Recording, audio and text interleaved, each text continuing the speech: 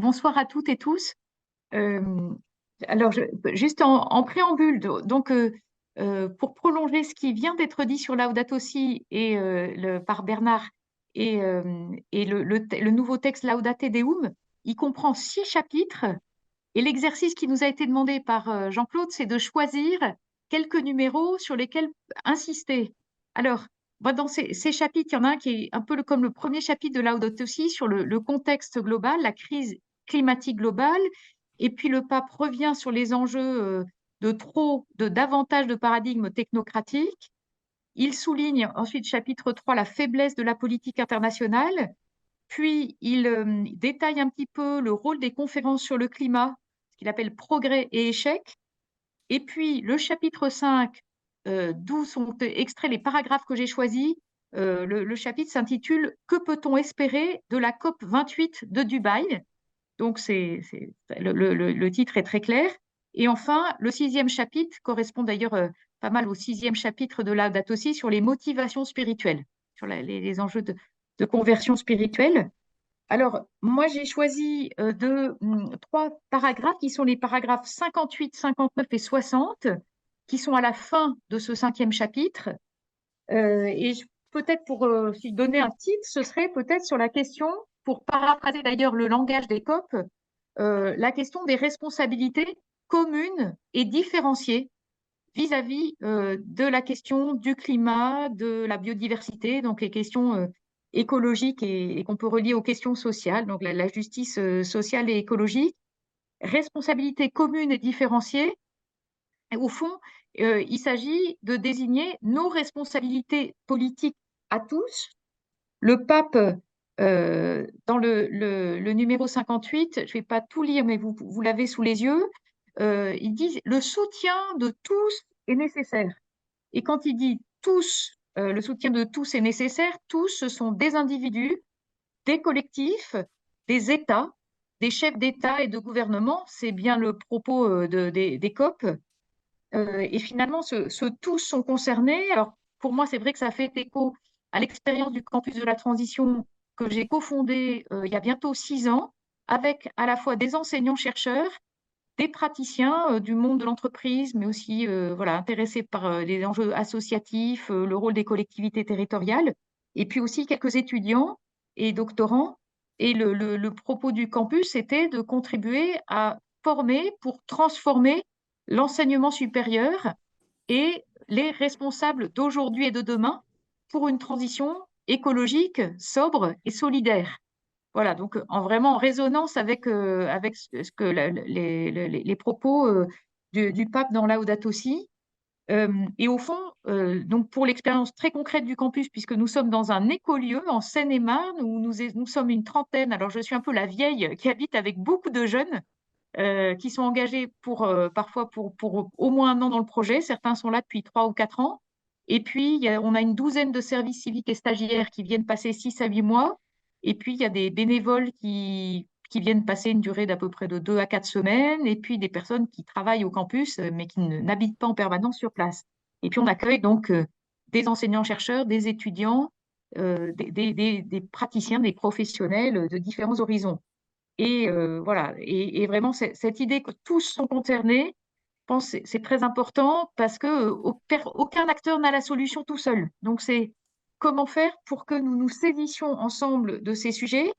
Et le pape nous dit, c'est finalement une question de retrouver la noblesse de la politique. Alors, on va le voir dans un des numéros suivants, mais du coup, je fais ce lien entre la question de la noblesse de la politique avec la défense que prend le pape de ceux qu'on appelle aussi aujourd'hui les radicaux, et souvent avec euh, une certaine critique en disant, bah, en fait, ce sont des radicaux, ce sont des extrémistes. Bon, c'est vrai qu'on a aussi beaucoup parlé des radicaux, des gens radicalisés à propos des attentats terroristes.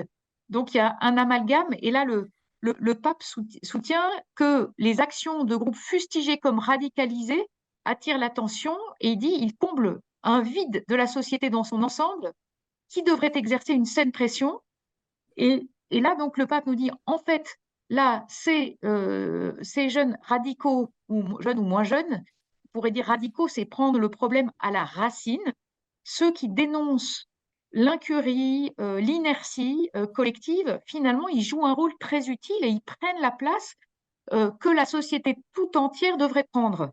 Voilà, donc ça, et on peut passer au numéro suivant. Il y a ce sujet vraiment de refuser des arguments de mauvaise foi, ce que le pape a appelé des moqueries irresponsables, et donc souligner la pertinence d'une action qui essaye de prendre les problèmes à la racine. Et puis le pape s'explique à propos de ce qu'on peut attendre de la COP 28. Et donc c'est là qu'il utilise le terme de si on souhaite qu'elle nous honore et qu'elle nous ennoblisse en tant qu'être humain. Et dans le numéro suivant, il parlera justement de cette question de la noblesse de la politique et non sa honte. Eh bien, il s'agit de nourrir des processus qui sont des processus qui sont à la fois donc radicaux, intenses et qui comptent sur l'engagement de tous. Et ça, avec bon, une transition qui doit permettre de mettre en place des dispositifs efficaces, contraignants et facilement contrôlables. Vous voyez que c'est intéressant parce que le pape dit, ça demande l'engagement de tous, mais ben, pour qu'on y arrive collectivement, il faut de la contrainte.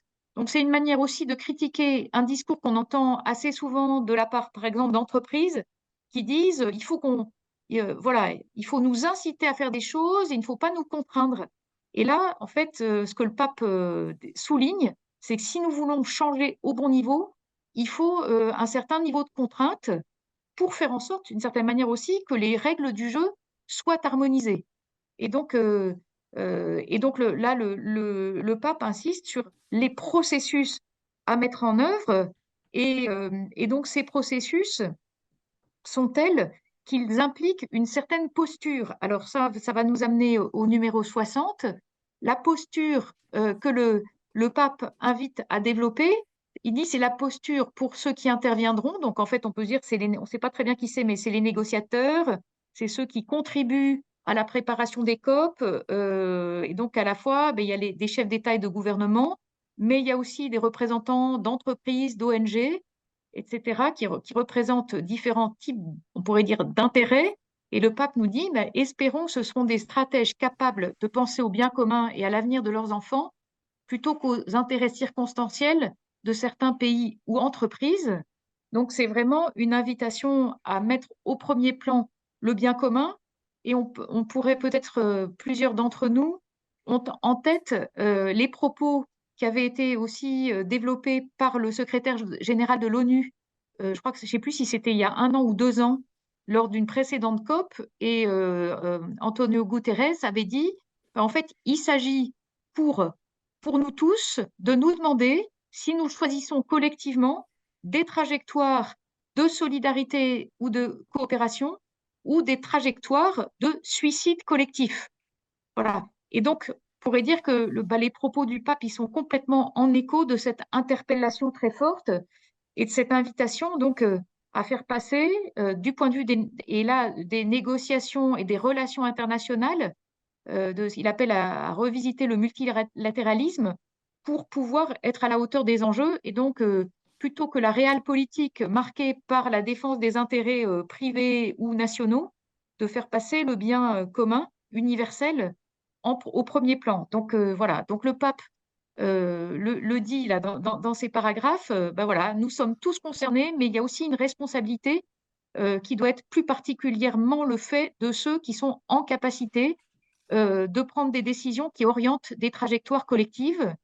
Et moi, peut-être juste pour terminer, parce qu'au campus, on nous demande souvent quelle posture, du point de vue de l'action politique, nous avons par rapport ben voilà, à des ONG qui peuvent. On a certains jeunes du campus qui militent dans des mouvements comme Extinction Rebellion ou Dernière Rénovation, donc de ces personnes que le pape a nommées là, radicalisées. Et puis, nous avons des personnes qui travaillent dans des entreprises, dans des grandes entreprises ou dans la haute fonction publique qui peuvent nous rejoindre aussi pour des formations ou autres. Et nous trouvons très important de pouvoir conjuguer les efforts complémentaires de différents types d'acteurs à différentes échelles et avec différentes stratégies d'action. Et je voudrais juste terminer en reprenant la façon dont un politiste qui s'appelle Eric Olin Wright, réfléchissant aux stratégies pour lutter contre le capitalisme financiarisé et court-termiste, inviter à reconnaître qu'il y a dans les stratégies que nous pouvons adopter des stratégies soit en rupture ou aux interstices ou réformistes.